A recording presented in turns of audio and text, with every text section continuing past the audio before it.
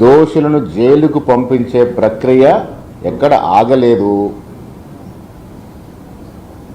దోషులు దీంట్లో బాధ్యులు జైలుకు పోవడం కొద్ది రోజులు పెండింగ్లో ఉండొచ్చు, కానీ జైలుకు పోవడం మాత్రం ఖాయం.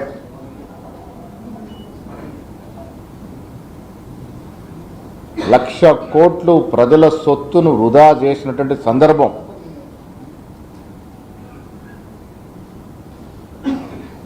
ఇవాళ హైకోర్టు ఇచ్చినటువంటి తీర్పు సిబిఐ విచారణకి అడ్డంకి కాదు,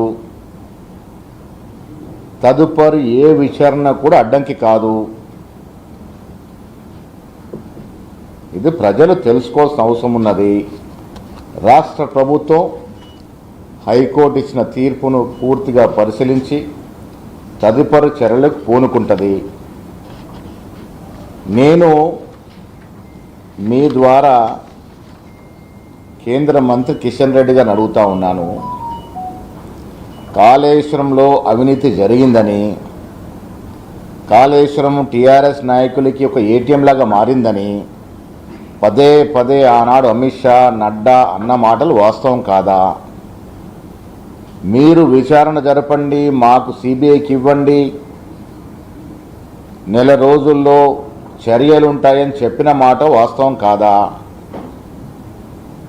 పీసీ ఘోష్ ఇచ్చిన నివేదికని అసెంబ్లీలో చర్చకు పెట్టి పోయిన సంవత్సరం సెప్టెంబర్ 1న